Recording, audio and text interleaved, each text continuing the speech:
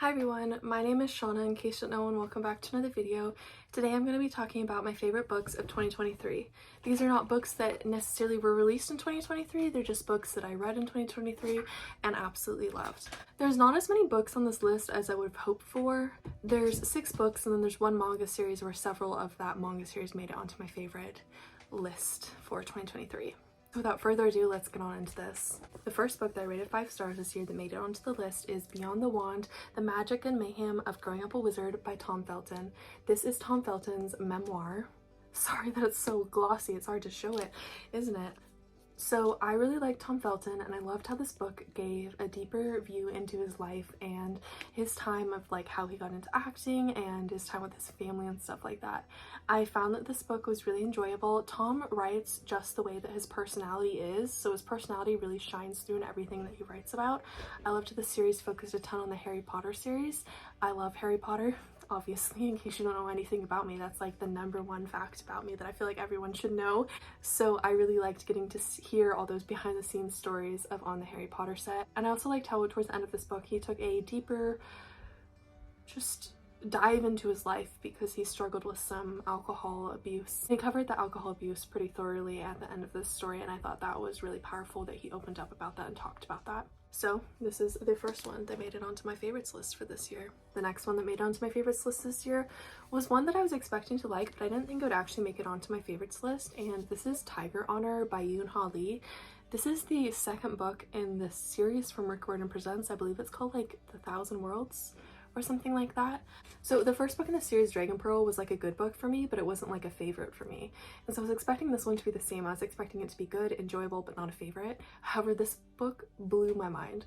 So I'm going to be sort of vague in some parts of describing this book because it would spoil a big event from the first book in this series. So this series, in case you don't know, is a sci-fi series that is infused with Korean mythology.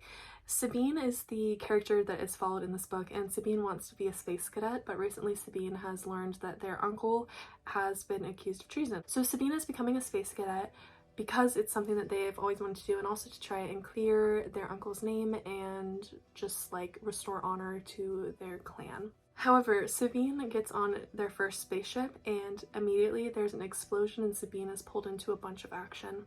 I found this story to be so fast-paced and enjoyable. I couldn't put it down as soon as I started reading it.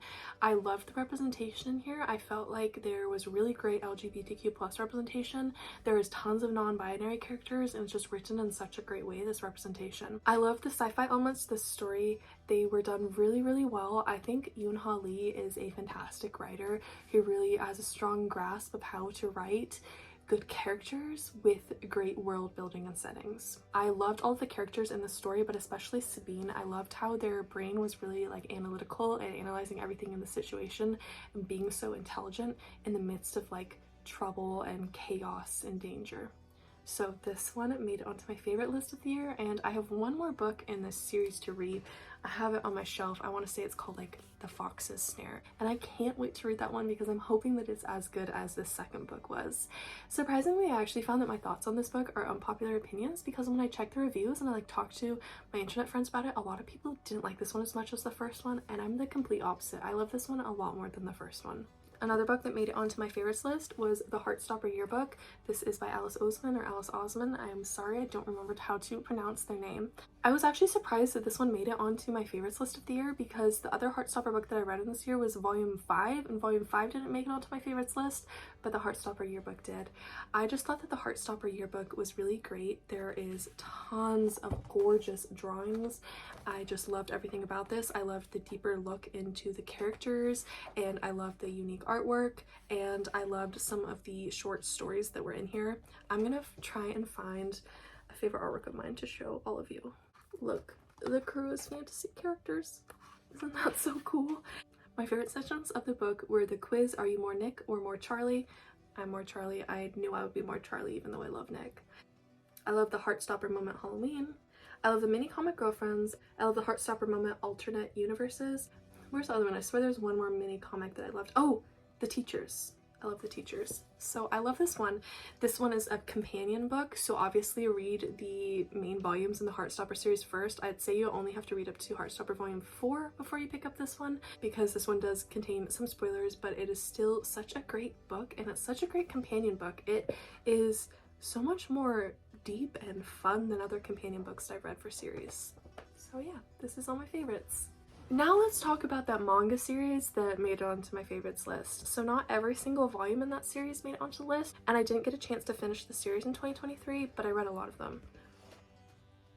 That's how many made it onto my favorites list. This series is the Demon Slayer series, and I will tell you each one that made it onto the favorites list for me. It's by Koyoharu Gutage. I might have said the author's name wrong. The series follows Tanjiro and Nezuko, and Tanjiro is a boy who comes home one day and finds that all of his family, except for his sister, has been slaughtered by a demon. But his sister has been changed into a demon herself, so it's Tanjiro's journey of joining the Demon Slayer Corps and trying to save his sister and turn her back into a human. It's such a good manga series. It is either my favorite or my second favorite, I'm not sure, because Sailor Moon will hold a special place in my heart because that was like the first manga series that I ever read.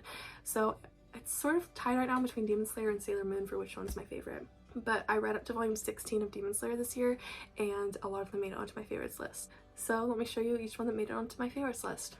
Volume 1, Volume 2,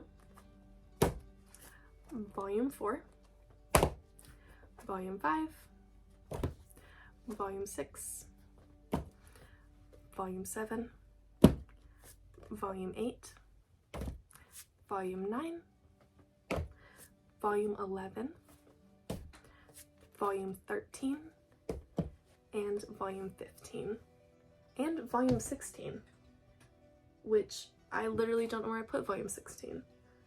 Volume 16 made it onto my favorites list as well. I think I might have already shoved it into my bookshelf, but it's apparently in there deep because glancing at my bookshelf, I don't see it over there. So yeah, those are all of my favorites from the Demon Slayer series that I read this year. The next 3 books I all read as ebooks. The first one is If You Still Recognize Me by Cynthia So. I got this one off of NetGalley, and this is actually the only 5-star read that I had off of NetGalley this year, which was sort of disappointing that I only had one 5-star read, but it's a really good 5-star read. So in this story, Elsie is the main character, and she has a crush on her internet best friend, but she doesn't know how to tell them that she has a crush on them.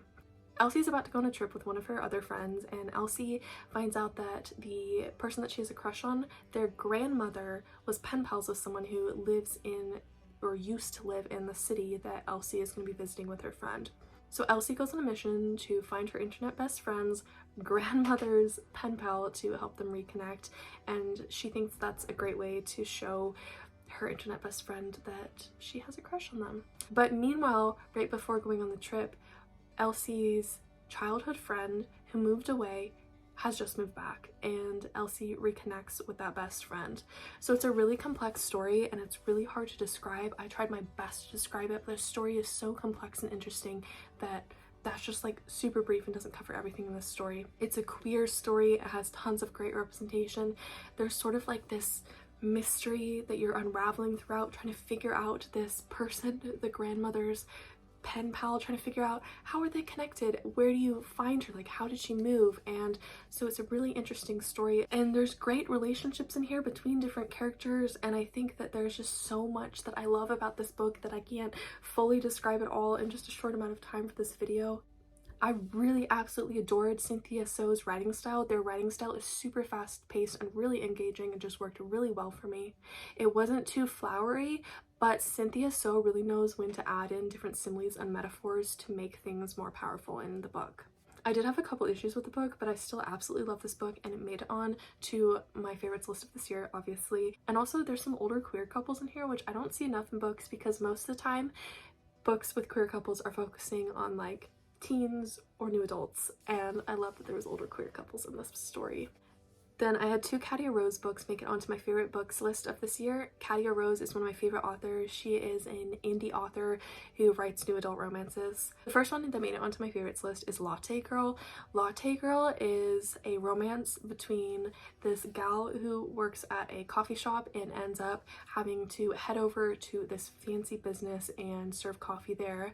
And while there, she keeps bumping into this guy, and this guy is the son of the CEO of this company, So it's like a poor girl ex like rich guy romance that is so good. I wasn't expecting to like this one as much as I did. So I was super absorbed in the story and I ended up finishing the entire book in 2 days. This is Kadia's first book, but it doesn't read like a first book at all. It is just so phenomenally written. The chemistry is like bouncing off the page at you because the romance is written so freaking well. One of the things I love about Kadia Rose's books is that she excels at writing female characters. Like a lot of times when I read romance books, I find that it's like the male characters that people are obsessing over that are written the best, but Kadia writes her female characters the best. Haley was so amazing. She's so well-rounded and I loved her journey that she went through in this book. There was a side couple of Mel and Mina and they're a queer couple and they didn't have many scenes in this book, but every time they were on the page I was so happy and I want like a whole series dedicated to them because I want to know more about their romance and about their journey because they were just such great side characters that I fell in love with. So this book was a 5-star read for me and I highly recommend it. It is spicy, so it isn't for everyone, but it was perfect for me.